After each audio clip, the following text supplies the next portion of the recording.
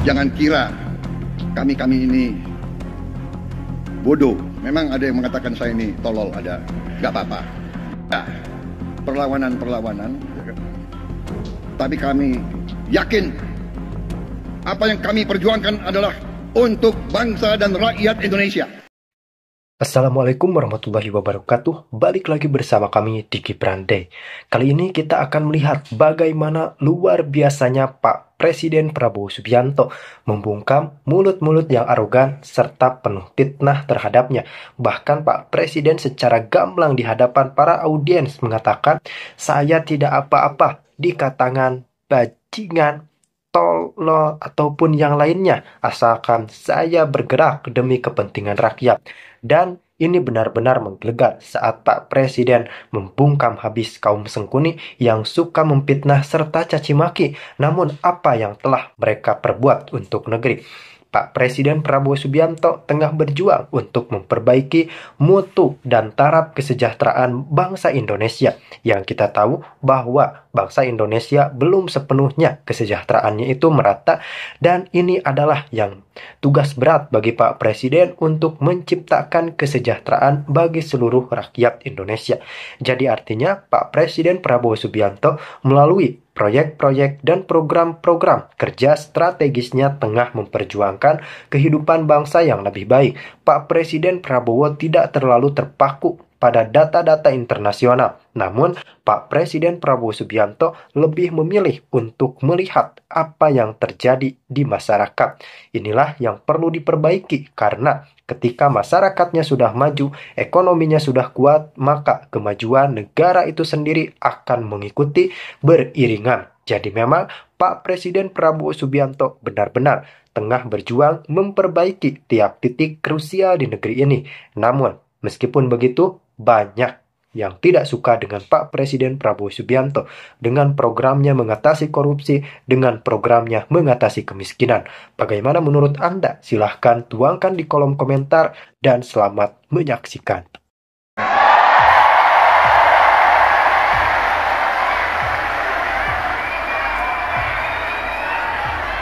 Saudara-saudara, saya kira tokoh-tokoh ulama yang ada mengerti, mengenal saya, bahwa saya memang sudah lama saya dekat dengan kalangan ulama.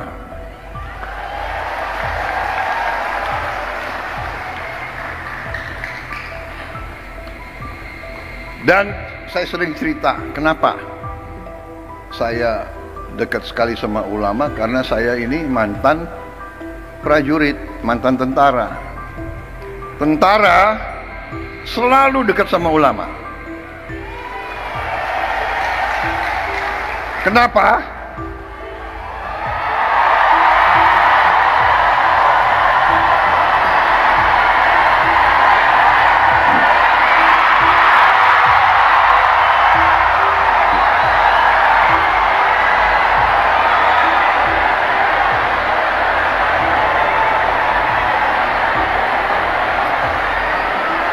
Kenapa?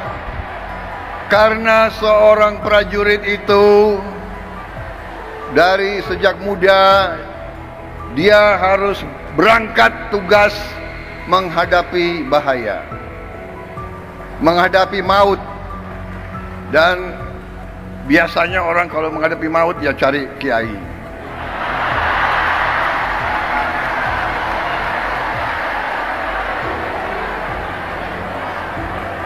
Jadi saya cari kiai ya dari muda, ya. Jadi terima kasih atas nama pribadi dan atas nama pemerintah Republik Indonesia. Sekali lagi selamat kepada NU. NU punya jasa besar terhadap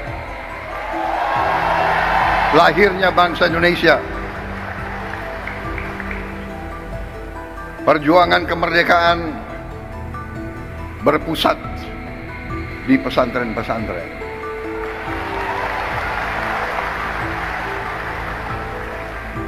Saudara-saudara sekalian, Nahdlatul Ulama di saat-saat krisis, Nahdlatul Ulama tampil selalu dan mengambil sikap untuk menyelamatkan negara dan bangsa Republik Indonesia.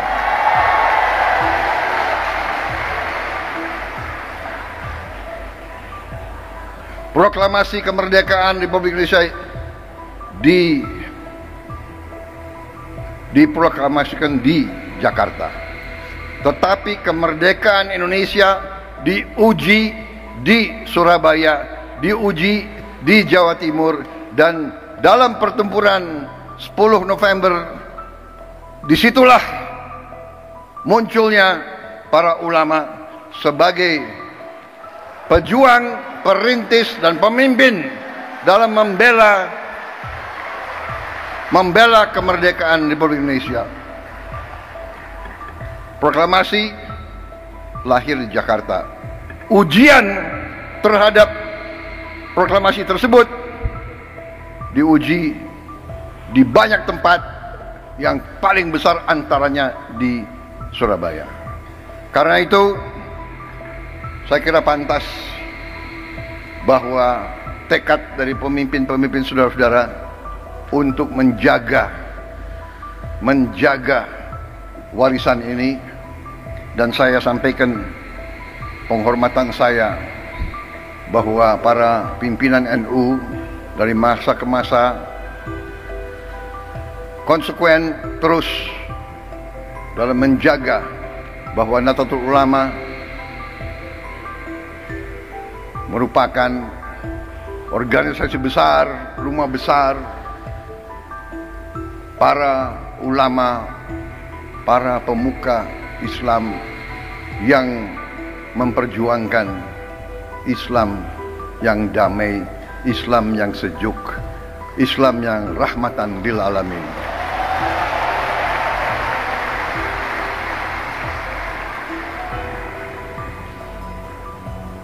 Dari sejak dulu saya kenal Gus Ipul lama sekali. Beliau waktu itu Ansor ya.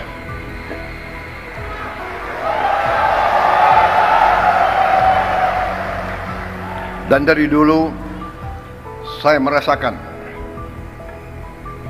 tekad NU, keberpihakan NU, komitmen NU untuk mempertahankan NKRI, untuk menjadi barisan terdepan pembela tanah air. Karena itu saya kira sangat pantas bahwa NU bisa dikatakan kelompok religius yang nasionalis.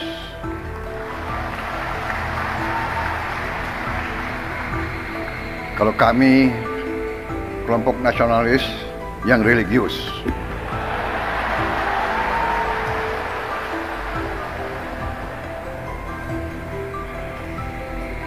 Ini sebetulnya sudah disiapkan sambutan yang cukup panjang.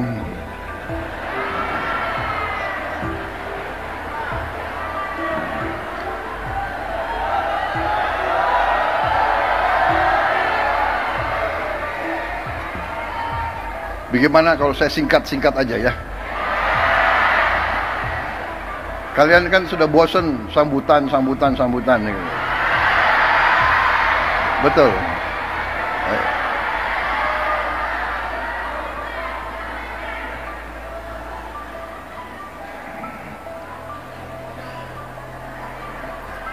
Hari ini saya hadir di tengah suasana hijau.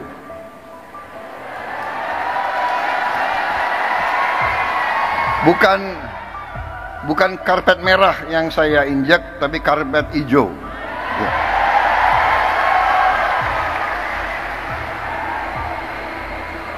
Lampunya pun hijau.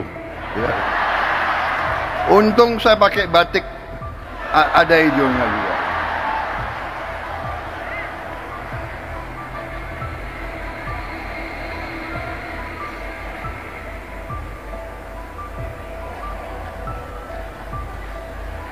Saudara-saudara, kalau kita lihat dalam sejarah kita, ini saya diberi catatan bahwa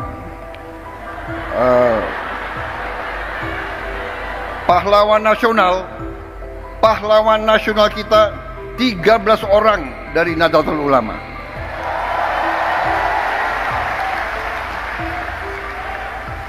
Insya Allah akan tambah tahun ini. Kita perjuangkan, mudah-mudahan bisa diterima. Saya tidak tahu siapa Menteri Sosial, siapa yang menentukan pahlawan nasional. Bukan Menteri Sosial. Tapi kalau saudara nggak ajukan, ya saya nggak bisa.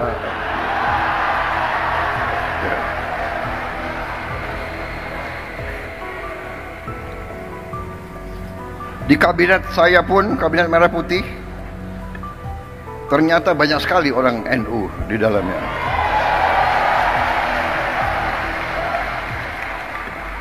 Menteri Agama, Menteri Sosial, Menteri Pemberdayaan Perempuan dan Perlindungan Anak, Menteri Agraria, dan Kepala Badan Pertanahan Nasional, itu menterinya. Wakil menterinya banyak lagi.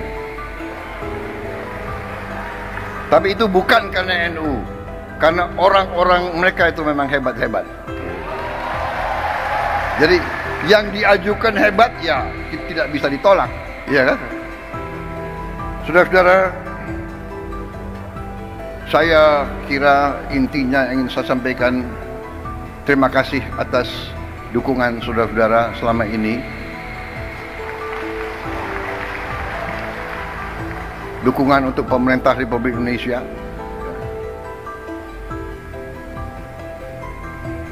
Terima kasih komitmen saudara-saudara. Kita semua berkepentingan. Kita semua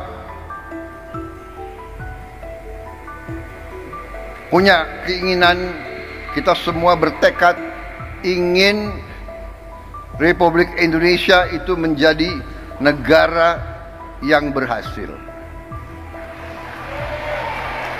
Karena dalam dunia ini ada negara yang berhasil, ada negara yang begitu-begitu saja, dan ada negara yang gagal. Negara yang berhasil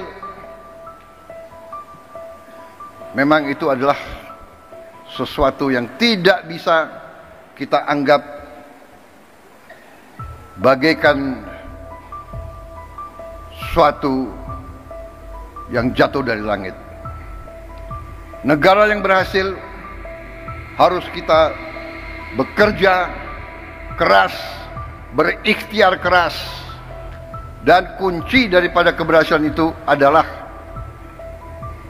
persatuan dan kesatuan dan kerukunan dan kerjasama. Dan di situ saya kira Nahdlatul Ulama memegang peran yang penting dengan mewakili kelompok mayoritas agama NU bersama Muhammadiyah, Persis dan lain-lain, mewakili kelompok mayoritas tapi dengan moderasi, dengan moderat, dengan kesejukan, dengan saling menghormati dan saling menghargai dan saling melindungi semua umat lain. Tadi ada foto dikeluarkan oleh staf saya, pinter juga dia, foto saya dengan Gus Dur. Salah satu kepemimpinan Gus Dur yang patut kita teladani adalah komitmen beliau untuk mewakili Islam dalam moderasi, dalam kesejukan, dalam perdamaian. Saya kira ada suatu hal yang unik bahwa di zaman Gus Dur, kalau ada kelompok minoritas yang diancam oleh kelompok-kelompok radikal, justru NU lah yang tampil menjaga tempat-tempat ibadah tersebut. Saya pun, waktu saya menjadi ketua umum Gerindra, saya ingat contoh Gus Dur. Waktu ada peristiwa beberapa gereja, beberapa vihara diancam mau dibom, saya pun perintahkan Gerindra untuk menjaga gereja-gereja dan vihara-vihara tersebut.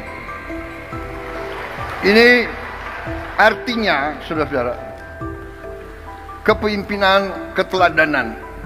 Pemimpin harus berani memberi contoh, walaupun mungkin tidak populer. Pada saat itu Gus Dur mungkin kurang populer dengan banyak orang karena beliau berani. Sekarang pun saudara-saudara, kita harus berani. Kita harus berani.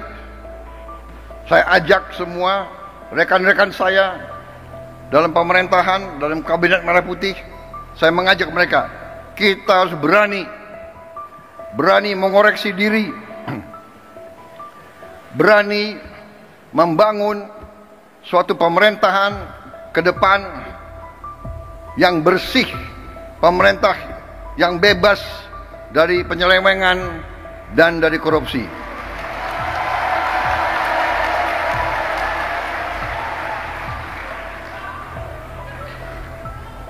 Itu tekad kami. Kami akan terus, dan kami mengerti, kami tahu ada perlawanan-perlawanan, ya kan? Tapi kami yakin apa yang kami perjuangkan adalah untuk bangsa dan rakyat Indonesia.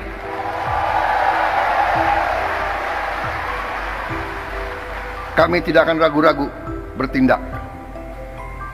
100 hari pertama, ya, saya sudah beri istilahnya peringatan berkali-kali. Sekarang, siapa yang bandel,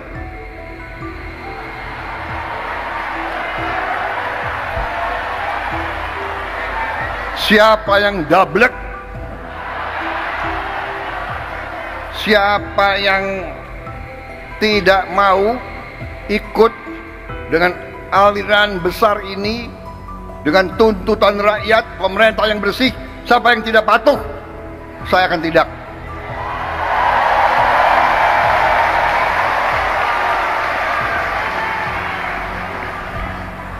Dan saudara-saudara, jangan kira kami ini bodoh. Memang ada yang mengatakan saya ini tolol, ada. Gak apa-apa. Ada yang mengatakan saya bajingan yang tolol, ya kan? Tapi saya nggak sebut namanya, kalian sudah tahu loh. Gitu. Gak apa-apa. Tapi kami paham dan kami mengerti. Jadi saudara-saudara, ya, 100 hari pertama kami akan baik. Dalam arti, saya berharap ada kesadaran. Saya pernah menyampaikan, seluruh aparat, seluruh institusi, bersihkan dirimu.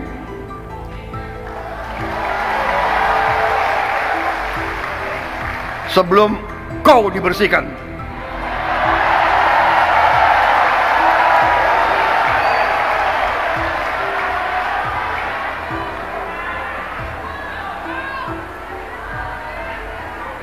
Dan saya ingatkan semua aparat, kesetiaanmu adalah kepada bangsa, negara, dan rakyat Indonesia. Kalau kau tidak setia kepada rakyat Indonesia, kalau kau menghalangi kebijakan-kebijakan yang untuk membantu rakyat Indonesia, saya akan tindak, saudara-saudara sekalian.